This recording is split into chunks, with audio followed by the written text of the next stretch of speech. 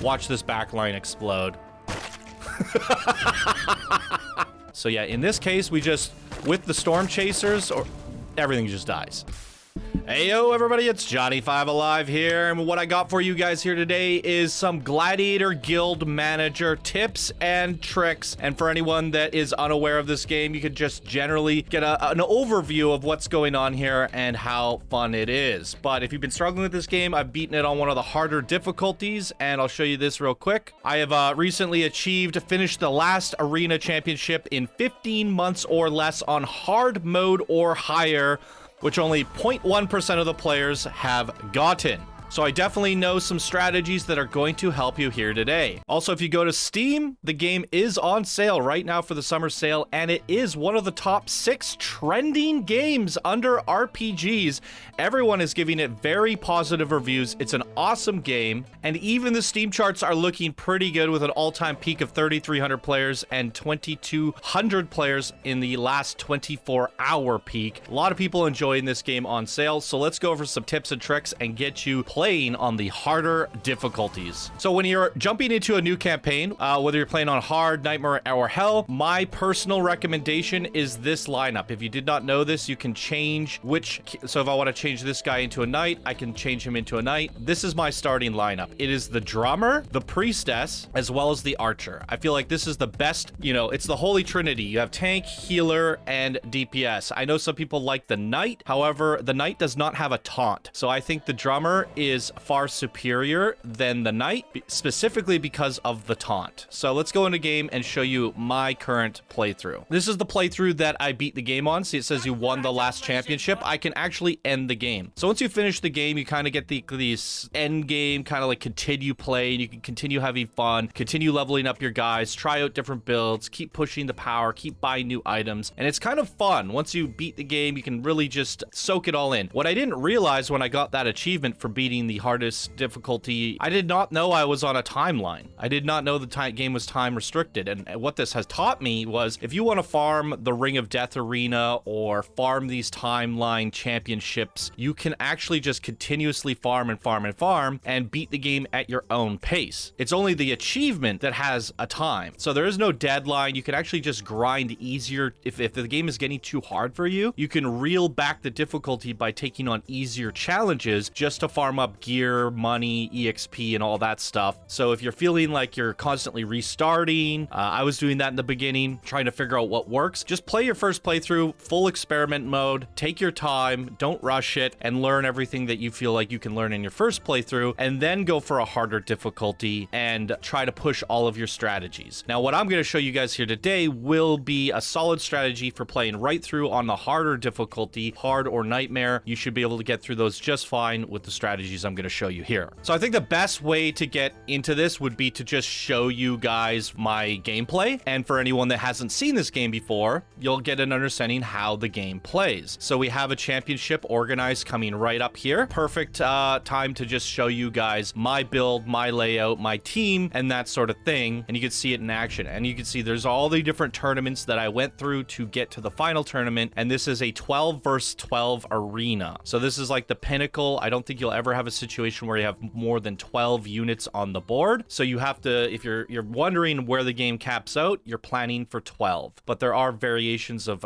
characters and reasons to swap them in and out. Another tip here is you get different rewards for different challenges. One might think it's best to just take the epic reward every single time and the hardest fight, but actually you get 3 different loot boxes. You have a 25% chance to get an item from this, and this. What I like to do is do 2 of these, 2 of these, and 4 of these, so I'm guaranteed the epic reward, but a 50% chance to get the other item rewards from the lower ranks. So it's actually good to do a mix. That's a tip right there. So I like to just start off with the easy one, and we can see what our lineup is here. Now, one thing to note about this game is this is the end game, right? Strategies are completely different. I actually personally enjoyed this game a lot more in the early and mid game because you had these fun little 3v3s, 5v5s, and you had to actually quite plan out and make sacrifices. The difficulty and decision making was much higher, where when it gets to 12v12, it's literally a race to see who can kill each other faster.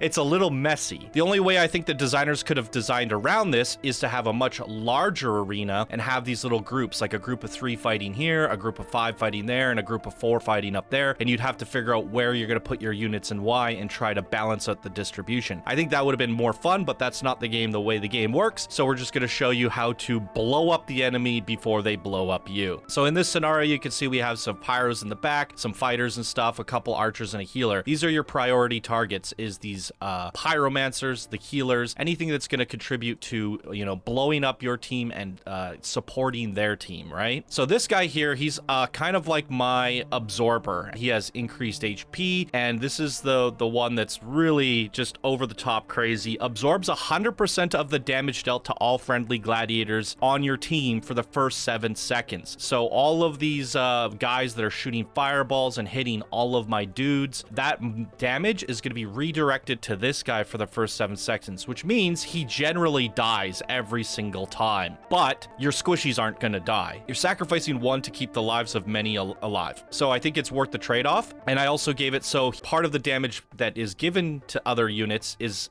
converted into health for him. So that helps him stay alive. All the items that he's rocking is HP based, and his health, all the points I've ever contributed to him have all gone to health with a little bit of stamina. So that being said, he is my absorber. He's gonna just take the punishment, right? Then I have these 2 guys, and my biggest tip for tanks is just pumping their HP, because they're all tanks. They just taunt, right? They taunt the enemies. You have these items like the Ball of Havoc, which all enemies around the gladiator lose health every 3 seconds, or the Book of Fire, he's doing burning damage to everyone around him, or after the battle starts, he knocks them back, or he reflects damage, or summons a pet, or stuns them and knocks them over. And a nice thing about the malfunctioning mechanical suit is it's supposed to stun or knock him down as well as knock down everyone around him. But with this talent, can't be knocked down, it negates the downside to this one. With that, a fun fact, you could take the Mistweaver Martyr, changes the weather to Crimson Mist, then gets stunned for 30 seconds. But since he can't get stunned with a level 2 Firm as Rock, they don't get stunned. So you just change the weather to Crimson Mist, which increases intelligence on all characters by 30%, which is gonna make your healers better, your main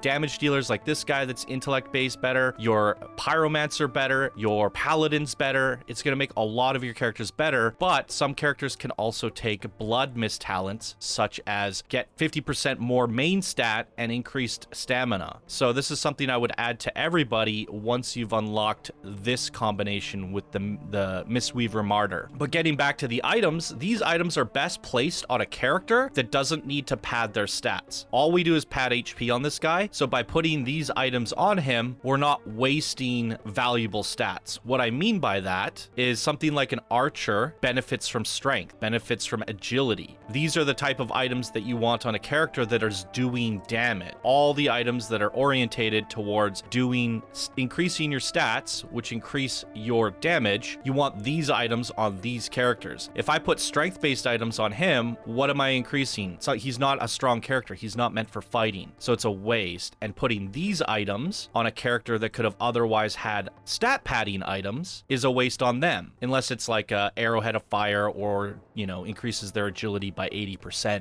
Those things are fine because it is padding their stats, and I accept just the Arrow of Fire on my archers. So you can see that these guys are basically meant to do damage with items while tanking and taunting, both of them. So what I like to do is I have one to taunt as many up here, and this guy to taunt as many down here, and this guy's just gonna absorb all the damage and get blown up. So that's our tank line, right? Now we throw down our 2 healers. They're standard healers. I don't really have a lot to talk about there. We just pad their intellect, agility to get their cooldown down to 1.5, and that's about it. Now, I was using the Pyromancer in the early mid game, but I found out later when I unlocked the Thunderstrike guys, these guys are just better. They're just, yeah, they're Pyromancers, but on steroids. They're cracked, absolutely cracked. So I've actually started to level up another one, and I kind of need to redo their talents and stuff, but I just put some gear on them, and they're ready to contribute if I need them to. Archers are really good in the early game, still good in the late game as well. I like to put them at the very back because they have infinite range. So there you go. Now there is a bug with the Paladin. I don't know what's going on with this. You might see it in this combat, you might not. Sometimes they do 0 damage and sometimes they do the most damage. I can't really quite figure out what's going on with the cleric, but it's either a display bug where they're doing more damage than they should, or there's something going on where their heals are actually reflecting damage to the enemies, because sometimes they're my #1 DPS, which makes no sense based off of this is their only source of damage. So I have to find an isolated test case and see what's actually happening. Nonetheless, what they're useful for is healing your front line, right? They do a massive AoE heal. They're just as effective as the priests. However, the priests give main stat buffs and shields, so they're also good. So I like to have one in the front line sometimes. Any extra damage dealers that you have, whether they be spear guys or sword guys, obviously you can kind of mix them into the front line here. That's a pretty good setup. Now, because I got this second Stormchaser, I would probably take out one of my melee guys in favor of the Stormchasers. I like to put these guys on the side lines. Now, what these guys do is they start off battle stealthed. They run in and smash. If you pump their strength up, they get a massive AoE. If you pump their intellect up, they do massive damage. So you want a nice mixture of intellect items and strength items, and then agility will lower their cooldown as well and upgrade their block. These guys are, once you get them, it's GG for their support line. So for this guy, we turn on priority points and we want him to just nuke this squishy. And this guy up here, we want him to nuke these casters. He's gonna run in there and just blow them up. In terms of stat priority, you can, when you click this button in the top left corner to turn on priorities, you can set priorities for these characters forever. So like my rangers are always gonna go for supports and ranged units first. My healers are always gonna prioritize healing the tanks first, and then the ranged, and then the support. It might even be better to do it the other way around, but yeah, doesn't matter. The pyromancer always trying to hit the supports first, so she's gonna try to nuke them, but there's 3 of them to my 1, and she's gonna die immediately. That's why we have this guy soaking up all the damage, redirecting the damage. So that's my setup here. The fighters are just gonna fight the front line. This guy's gonna run in and smash her. This guy up here is gonna run in and smash them, and we're just gonna drop arrows and fire from the back. Let's fight it out. Knockback, AoE, boom, they blew up the back line. Let's go. Easy game. Now, you'll probably see here, this guy died, right? It's because he soaked up a lot of damage. If we go to the stats here, and here we go, this is what I was saying about the Paladin. I don't know why the Paladin has 37,000 damage. That makes absolutely no sense. I don't know what's going on there. It's a bug of some sort. Their only main source of damage is a single target attack, which means this knight should be actually doing more damage than the Paladin, but there's it's either a display bug. I don't know what's going on the back end there. Either way, healing wise, he did the best. So he's just as effective as a healer. And I guess if this damage is actually coming from him, you might as well run him. But they are actually a pretty good tier unit. But yes, if we look at the damage taken, this guy took 63,000 damage on that run. And as you can see, he only has 47,000 health, so they died. So I do think we could lower his stamina a bit. We could lower his movement speed a bit, lower that agility. We can put more HP in, and we can get this guy to a point where he's not dying. We can also upgrade the colossal health. So I might even be able to do that right now. There we go. You could upgrade the surge. So now he's got 50k life. Still not quite there. A few more levels maybe. But in order for this guy to survive, he's going to need at least 60, 70k health. But the nice thing is no one else died, right? When I first got to this arena and I didn't have this set up, I just got demolished on a harder difficulty. Everyone was dying. So having one guy die is for the greater good. So you just have to revive him after every round, and honestly, that's not that bad. So we can up the difficulty. These assassins are going to go straight for my backline, which is scary, and as long as they get there within 7 seconds, the damage is going to again be redirected to our tank. So I'm assuming we'll be fine.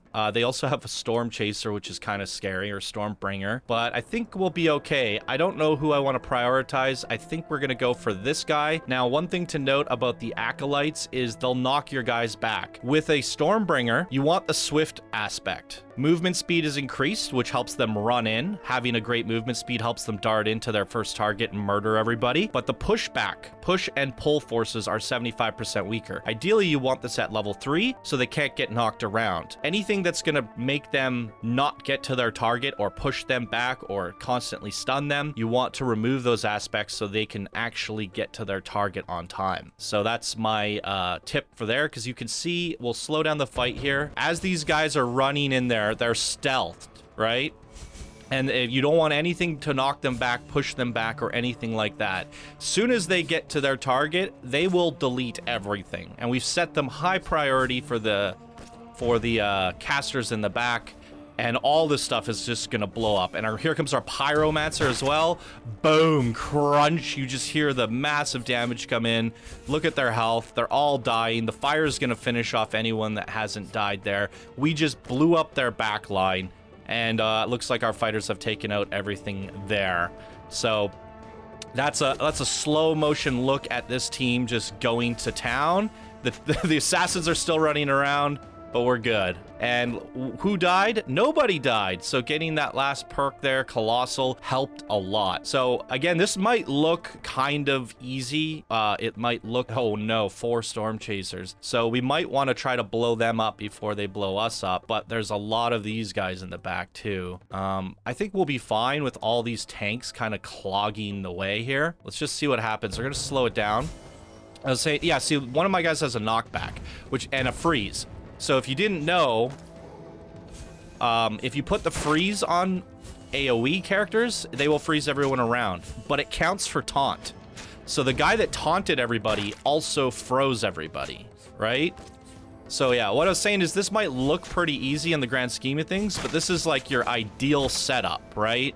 This is what got me the 1.1% achievement. This is what got me through the game, and it's obviously overpowered and broken. That's why I'm showcasing it here today. When I first got to the Mage Arena and I didn't have this setup, I got blown up. All my guys died. It was horrendous. It was a disaster. This is me showcasing literally the best setup on one of the hardest difficulties and doing it now that the game is done. So the game looks a lot different as you're leveling up, obviously, but the core principles stay the same. You want to start the game with your tank, your healers, your rangers. Rangers are really good in 1v1 duels and that sort of thing. They can outrange. They're good at killing. What I like to do in the early game is put my rangers up in the corners so that they can get a line of sight on anyone back here, and they're not actually hitting the tanks. If they're in the back here, they're going to shoot their arrows and the arrows are going to hit the melee. So it's better to put them at an off angle and get that damage in. But now I don't really care. They're just contributing damage for the sake of doing that. These guys are my off angle characters that run in and blow everything up. So in this case, we want this guy to kill him. He could just run in there and blow up anyone else. So yeah, in this case, we just, with the Stormchasers, or everything just dies. It's insane. This build is broken, and again, I should have died, or a lot more of my characters should have died. You know, this guy's redirecting all the damage to himself. Only he is the one that goes down. So again, like the end game here, when you get to the very, very end game of Gladiator Arena, it's really about who can blow each other up the quickest, which I find that the strategy is less fun, but this doesn't really showcase how fun the game is getting to this point. You know, making the right group and pushing through these challenges. Even me with this setup, I'm gonna play through the game on the hell mode, and I'm gonna struggle, and it's gonna be tough. And just having a tank, healer, and archer for those 3-man fights or the 5-man fights, I'm not gonna have access to this guy right away. I'm not gonna have the ideal setup right away, and the game is gonna punish you time and time and time again, and that's where it becomes fun. Right? Learning and growing and adapting and getting those skill points and earning the stuff that you acquire to unlock the potential power to a point where now you're not dying. You've earned the right to be a god. But it is a struggle all the way up, and this is just a showcase of what you want to aim for and why. So now Stormchasers go in there, blow everything up. Once you get these whatever they're called, the Storm Boys, it's like, it's game. You know, between the Storm and the Pyromancer, it's all about the AoE, right? So in these gigantic squads, everybody's grouped up. So knocking them back, freezing them all, locking them together, grouping them, and then having someone come in there with a massive giant AoE hit. Again, we'll slow that down. You can see the circles that are coming out. The big circles are the knockbacks, the items triggering, and then this guy, that big circle right there, this giant circle from cranking up his strength is his hit radius. And then we have the other guy up there somewhere as well, or maybe got knocked down. I don't know what's going on. And then watch him lay down the hammer. Boom, crunch.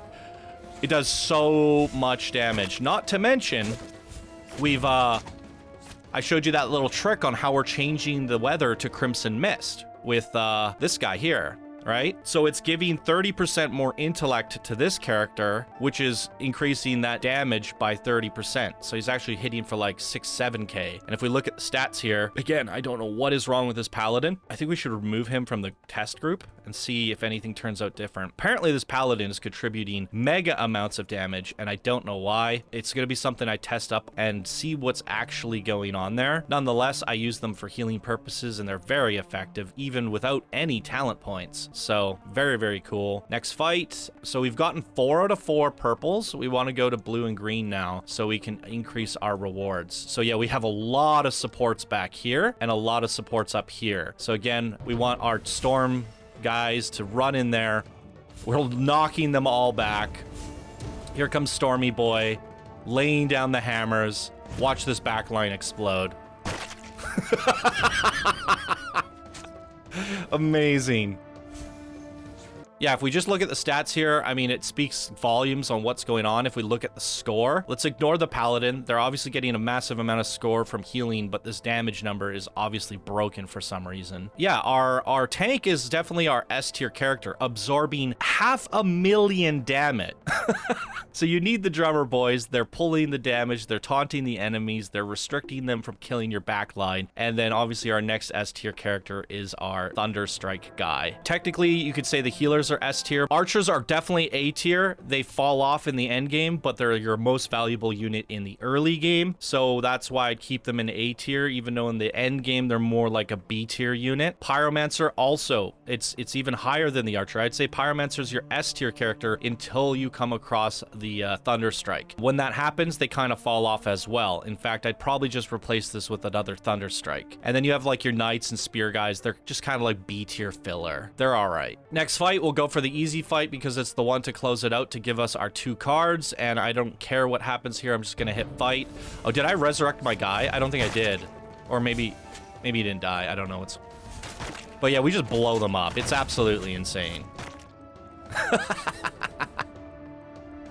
So there it is. Our final score. This guy's absorbed 500,000 in damage. Damage dealt. This guy's pulling in 250,000 damage. Archers are pretty solid. Heals per second or healing. Our priests have definitely excelled there. Our paladins very good. Plenty of heals to go around. Amazing. Absolutely demolished the hardest arena in the game. And now as a result, because we divided up we didn't go for all epics. We went for 4 epics, 2 blue and 2 green. There's a 50% chance we get an item. We got one. 50% chance we get an item. We got one. And 100% chance we get an item. And we got it. So you can see we got like a good distribution of stats, materials, gear, all that stuff. So really cool. We could take all that. So now we've leveled up our main dude. We can pump HP again. And eventually he's not going to die. And I will show this for anyone that is curious about this game. There's all these huts you can buy. So buying this gives me access to the Purifier. Buying this gives me access to the Invigorator, the Rhino, the Hunter, the Knight, the Berserker, Druid, Warlock, Cryomancer, Dark Mage, Necromancer. So there's all these different characters that I technically haven't tried yet. I tried them in different playthroughs when I was experimenting with the game, but I obviously just settled with the team that I just showed you there. So I might come across a better combo. You might have a better combo. So I'm free to listening to what you guys have done down in the comments below. But in this endgame playthrough, I tend on just basically buying all these huts with all these materials I have and just buying one of every hero off the market, gearing them up with gear, picking some talent points for them, taking them into the arena and see how they perform on the statistics tab. What's their score like? What's their damage like? All that stuff. And from there, I might be able to make a follow-up video of other builds and combinations that I found successful. Maybe I find something better than my current line lineup? I don't really know. And last but not least, as you do the quests, you unlock things from like the Hunters Guild, right? You can unlock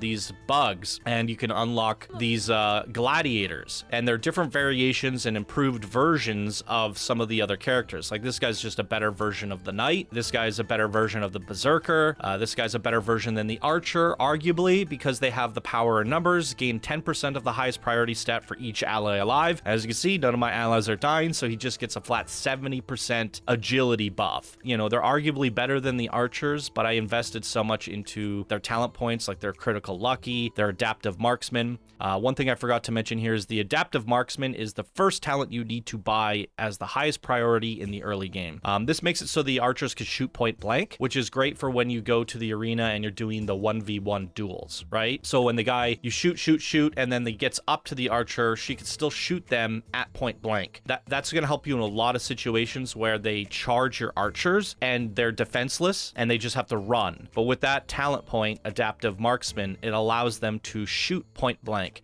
Critical lucky is also very important. Another one that I completely forgot to mention was revitalizing echo. I put this on both of my 2 tanks that aren't the absorbing tank. So the absorbing tank has as much HP as possible, but the extra tanks have revitalizing echo. 10% of the damage this gladiator receives will restore stamina to all friendly gladiators. As they're taunting and taking damage, they're regenerating the stamina of everyone else on the team. And as a result, I've gotten away with a lot of characters that have less than 1,000 stamina, right? They don't blow through their stamina because they're regenerating it super quickly. So with all these, when you level up a character, you don't have to dump points into stamina because these characters are regenerating stamina. And as you unlock the Mistweaver Martyr, which I showed, what we can do now on a character is take the Crimson Lungs. Now they're going to generate stamina faster, and we can upgrade that to 200%. So anyone that's struggling with stamina can literally just take this, but you also just get the flat 100% increase to main stat, which is absolutely nuts. So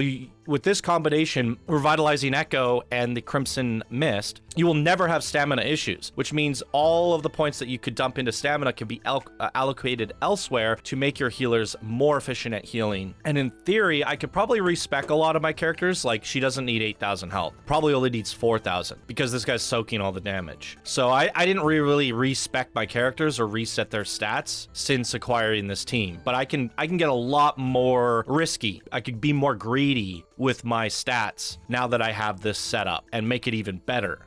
One more thing, when you're leveling up, pro little tip, you will get the shop discounts and the different shop resets at the top on the timeline. So you can see the item market update is coming now. When you go to the item market, you want to fish. You want to fish for items. Like, this is one of the strongest items in the game leveling up, the Ball of Havoc. It's just killing them. 5% of their maximum health every 3 seconds, and it's doubled during Crimson Mist, which we're activating here. So 10% of the enemy's health is, oftentimes these drummer boys have been my highest damage dealers just because of these items, like the Book of Fire, the Ball of Havoc, as well as the Book of Force and the Mechanical Suit. These things have contributed to the most helpful amounts of damage that you can possibly have, especially when changing it to Crimson Mist. So how do you get these items? Other than what I showed you at the end of that tournament, I got 3 random items. So what you could do is when the shop resets, you come in here and you just look for icons that have glowing borders. We got nothing. Oh, we got the Arrow of Frost. So I could just buy that and have that for my archers, and then they could have the Arrow of Frost and the Arrow of Fire. I usually come in here and I go, okay, where's the good items? And I hit refresh, right? The price goes up every time you do that, but you can skim through here and see if you got any items. I didn't see any here, so we hit refresh. And then we look through it, see if we see any good items. Nothing there. They're pretty rare. It's like a 1 in 10 chance that they show up in the shop. There we go. We got this one. Restores health or stamina to the gladiator. Not too useful for me, but it's there. And we can update the shop again. There's another one there. And no Balls of Havoc. Nothing useful. Hit refresh again. Oh, that one's still there. Hit refresh again. And, you know, our luck is running out here. Doesn't look like we're getting anything. So now, if this is the early game and you don't have much money, you don't want to hit refresh too many times because you're going to go broke. Damage against burning targets is increased by 70%. So that's not a bad ring. We can probably give that to this guy here, because the pyromancer is going to hit the fireball on them before he gets in, which means he's going to do 40% more damage because it's an AoE attack. That's huge. So that could be a fun little combo. But yeah, basically now we just wait for the next shop refresh, which you can see on the timeline up here. Boop, boop, boop, boop, boop, boop, boop. Shop refresh. And I think, yeah, the price will go back down after several shop refreshes. It didn't go down here,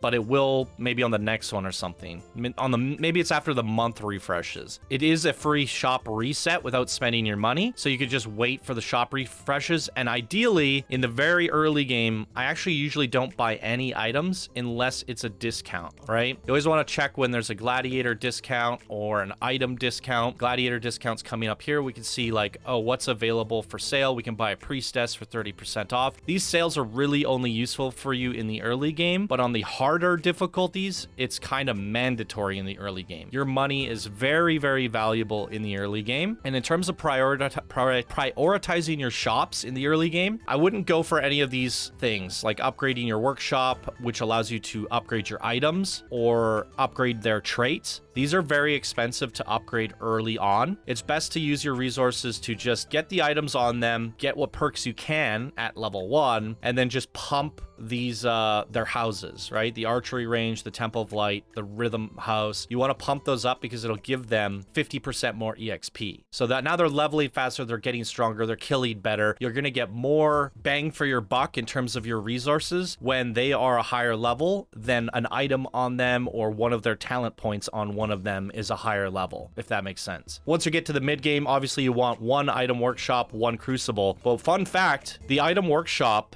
where you can upgrade it, same with the trait of crucible, this requires 20 trait blueprints to upgrade, and this requires 20 crafting tools to upgrade to its second level. By the time you get 20 and 20 of each to upgrade both of these, you will basically be done the game. Those 20 papers and 20 hammers that you could have otherwise used to upgrade one of their traits or upgraded one of their items, right? It's better to upgrade 3 or 4 traits or 3 or 4 items than it is to buy one of these workshops or crucibles and do nothing with it, because you will be completely out of these blueprint papers and crafting tools upon crafting them, which means you won't even be able to take advantage of the fact that you can now upgrade stuff to level 3. By that time, the game is pretty much, you're near the end game. So upgrading these to 2 is really like a post-game thing, just pushing your power, going further, seeing how far you can push the game. So that's as many tips as I can think of off the top of my head, guys. Kind of a rambly rant all over the place, showing you guys bits and bobs of my build and my information, just letting you guys pick my brain a little bit on the things I did and why. So hopefully you found some of this information helpful if you're struggling with this game, and if you want to push on one of the higher difficulties, hopefully this stuff helps you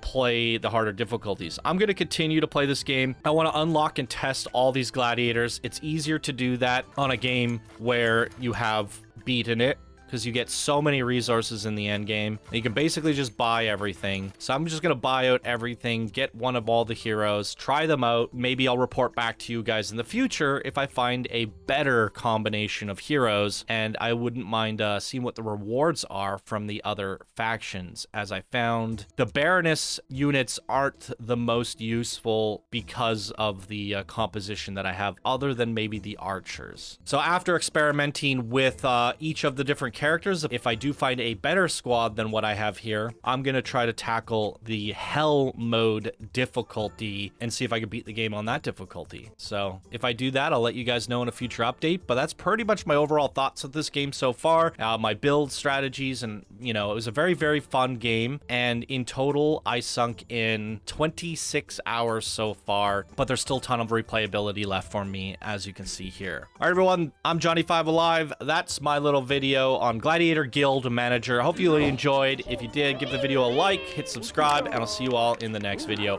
Bye now.